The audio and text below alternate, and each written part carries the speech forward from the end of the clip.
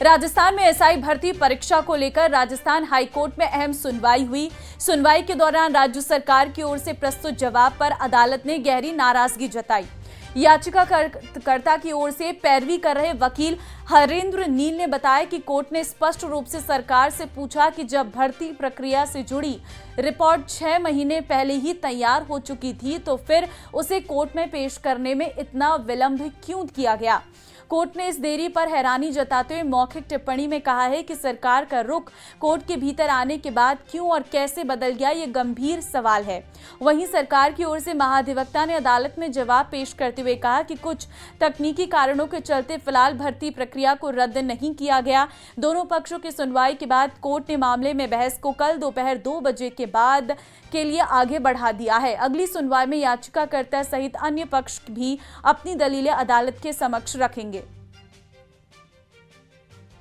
एजी साहब उन्हीं बातों को दोहराते रहे और कोर्ट का ऐसा रुख था कि कोर्ट उनको उसी बात पे लेके आया, जो फैक्ट्स है, जो जस्टिस है, उस पे लेके आया कि जब इसमें इनजस्टिस आपकी प्योरिटी को लेकर है, इनजस्टिस आपकी ट्रांसपेरेंसी को लेकर है।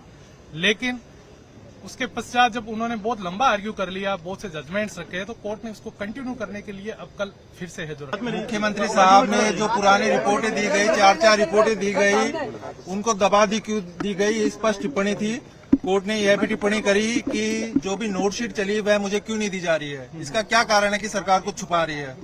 फिर महाधिवक्ता साहब ने पूरा आर्ग्यू करा, मेरिट पे अभी कुछ भी आर्ग्यू नहीं हुआ है। उन्होंने बस ये आर्ग्यू करा कि हम देर से आए, हम ये प्रीमेच्योर है। उन्होंने आर्ग्यू करा कि पहले जो एक याचिका लगाई गई थी उसमें बिना की परमिशन लिए कि नई याचिका लगा सकते हैं, ये बिना ये याचिका विड्रॉ कर ली थी, यह क्यों करी। फिर न्यायालय की टिप्पणी भी थी कि हम कोर्ट के पास सारी शक्तियां हैं, कोर्ट इसमें सब्सटेंशियल जस्टिस करेगी, इसमें न्याय देगी जो भी पीड़ित है। और कोर्ट ने कहा है कि कोर्ट के पास एम्पल पावर है और कोर्ट ने स्पष्ट करा कि आप ये बताइए कि इसकी जो शुद्धता और पवित्रता है परीक्षा की, वह इसमें प्रभावित हुई है या नहीं हुई है। एसआई भर्ती परीक्षा को लेकर के राजस्थान हाई कोर्ट में लंच के बाद से लगातार सुनवाई जारी रही। हालांकि आज सुबह ही इस पूरे मामले का नंबर आ गया था, लेकिन जिस तरह से पिछली सुनवाई के अंदर बाकी पक्षों को जवाब देने के लिए अदालत ने कहा था, उसके बाद में आज एक तरह से सरकार की 5 जुलाई को पेश की गई याचिका को खारिज करने की एप्लीकेशन पर भी बहस की गई, जिस पर अदालत ने अभी मामले में बहस जारी रखते हुए तमाम चीज़ों पर सवालात किए हैं, जिसमें महाधिवक्ता खुद अदालत के अंदर पेश हुए, याचिकाकर्ता के वकीलों की ओर से भी बहस की गई। आज जो सबसे महत्वपूर्ण बात रही, अदालत का रवैया काफी सख्त नजर आया और सरकार से पिछले 6 महीने से इस रिपोर्ट को दबाए रखने को लेकर के सवाल पूछा गया कि आखिरकार जब एसआई भर्ती को लेकर के ये सारी जांच और प्रक्रिया जो दी जा रही है, ये 6 महीने से सरकार के पास है, तो मुख्यमंत्री से अपने पास रखकर क्यों बैठे हुए थे। वहीं पर इस पूरे घटनाक्रम के अंदर याचिका को खारिज करने को लेकर के जिस हिसाब से जो आधार बनाए गए, उन तमाम चीज़ों को लेकर के बहस की गई है। बहस अभी जारी रहनी है, बहुत से पक्षों को इस मामले में अपना जवाब देना है। ऐसे में इस मामले की सुनवाई अब लगातार जारी रहेगी। आज के बाद में कल दोपहर बाद हाईकोर्ट में ही इसकी सुनवाई होगी और कई महत्वपूर्ण बिंदुओं के ऊपर बातचीत की जाएगी। कैमरा पर्सन मान सिंह के साथ में अरबाज अहमद, न्यूज़ 18 के लिए जयपुर से। राजस्थान की राजनीति में पूर्व मुख्यमंत्री वसुंधरा राजे का हर कदम और बयान मायने रखता है। हाल ही में अजमेर जिले के अराई के सिरोंज गांव में दिवंगत पूर्व मंत्री सांवरलाल जाट की प्रतिमा अनावरण कार्यक्रम में उनकी भावुकता ने सभी का ध्यान खींचा। ये सिर्फ एक भावनात्मक क्षण नहीं था, बल्कि इसके गहरे सियासी मायने भी निकाले जा रहे हैं। देखिए रिपोर्ट।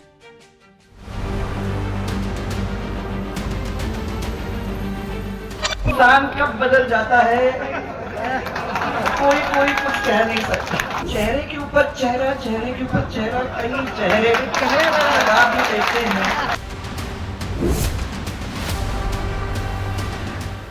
वसुंधरा राजे के बयान से बढ़ा सियासी पारा। प्रतिमा अनावरण कार्यक्रम में भावुक हुई राजे। क्यों कहा राजनीति में मौसम बदलते देर नहीं लगती। इंसान कब बदल जाता है कोई कुछ कह नहीं सकता। और मैं ये भी कहूँगी कि लोग अपनी छोटी छोटी नई दुनिया बसाना शुरू कर लेते हैं, अपनी नई दुनिया में लग भी जाते हैं और चेहरे के ऊपर चेहरा, चेहरे के ऊपर चेहरा, कई चेहरे लगा भी देते हैं।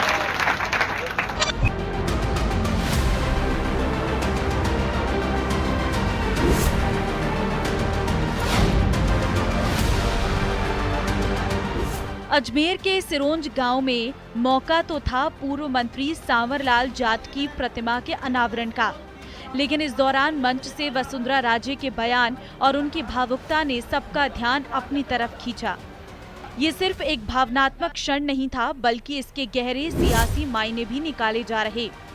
सवाल उठ रहे हैं कि आखिर वसुंधरा राजे किन लोगों पर निशाना साध रही है, आखिर किन नेताओं के चेहरे पर चेहरा लगे होने की बात कह रही है। उन्होंने मंच से अपने पुराने साथियों को याद किया और भावुक हो गई। सावर जी वो थे जो अंदर थे, वही बाहर दिखाई देते थे, वो कभी बदले नहीं, और जो उनने प्रेम दिया, जिस तरीके से खड़े रहे, वो वहां से कभी हटे नहीं। इसके लिए मैं जानती हूँ कि मुझे कितना सम्मान उनसे मिला। आज भैरव सिंह जी अपने साथ नहीं है, सांवरलाल जी अपने साथ नहीं है, दिगंबर जी अपने साथ नहीं है। ये वो लोग थे कि अगर वो जिंदा रहते तो खाली आप सबकी मदद नहीं, पूरे प्रदेश की मदद नहीं, मैं समझती हूँ कि मेरी खुद की भी मदद करने में वो पीछे कभी हटते नहीं। ऐसे लोग थे। वसुंधरा राजे की भावुकता सांवरलाल जाट के प्रति उनके गहरे व्यक्तिगत सम्मान और राजनीतिक निष्ठा का परिणाम था। राजनीतिक जानकार बताते हैं कि वसुंधरा राजे के ये बयान सिर्फ श्रद्धांजलि नहीं है, बल्कि मौजूदा भाजपा नेतृत्व और उनके उन पुराने साथियों को भी एक संदेश है जिन्होंने हाल के वर्षों में उनसे दूरी बना ली है।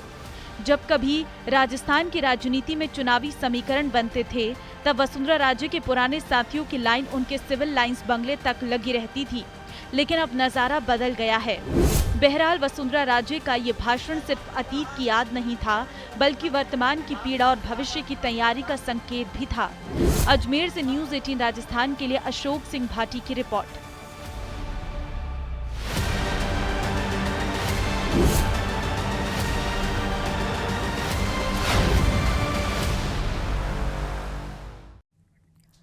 खबर जोधपुर से है, जहां कैबिनेट मंत्री जोगाराम पटेल ने विपक्ष के हमलों पर करारा पलटवार किया।